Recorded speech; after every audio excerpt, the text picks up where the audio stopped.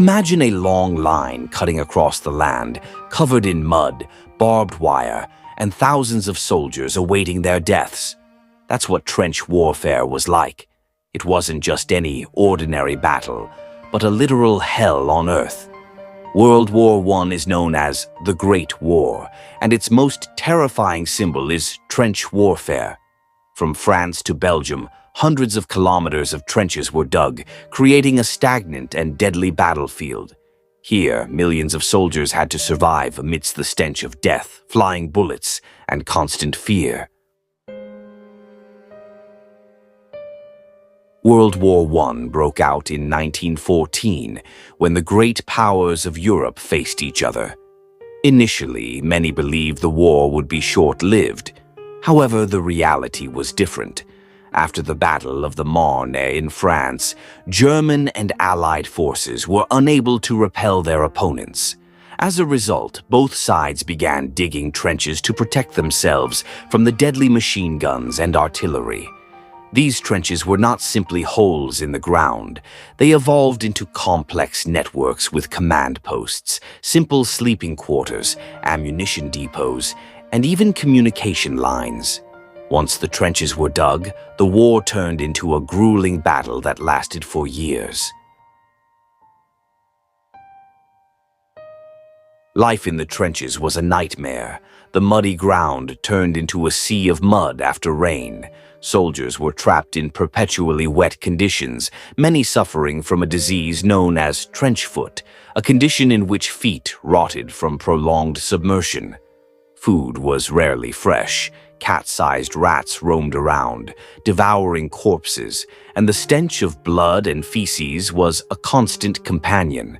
Sleep was never restful, as artillery shells could strike at any moment. Soldiers lived with constant fear. A stray bullet, poison gas, or a surprise attack could end their lives in an instant. Many lost their minds, experiencing the profound trauma known at the time as shell shock, a precursor to what we now call PTSD. Between two opposing trenches lay an empty area known as no man's land. This was the most dangerous territory on Earth. Only hundreds of meters wide, it was littered with barbed wire, mines, and the bodies of soldiers who had failed to cross. Every time the order to attack was given, thousands of soldiers had to emerge from their trenches and run across no man's land under a hail of machine gun and artillery fire.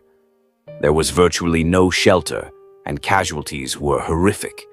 The battles of Verdun and the Somme epitomized the horrors of trench warfare. Hundreds of thousands of lives were lost to gain just a few kilometers of ground. It was as if every inch of land was paid for in human blood. Trench warfare also gave birth to deadly new weapons. Poison gases like chlorine and mustard gas were used to force soldiers from their shelters. Once inhaled, the lungs burned, and the victim died in horrific agony. The machine gun became the king of the battlefield, capable of firing hundreds of rounds per minute.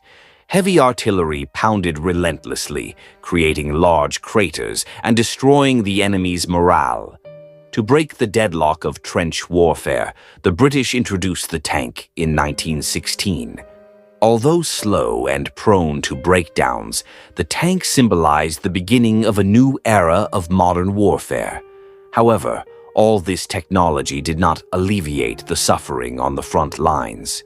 The hell of the trenches continued.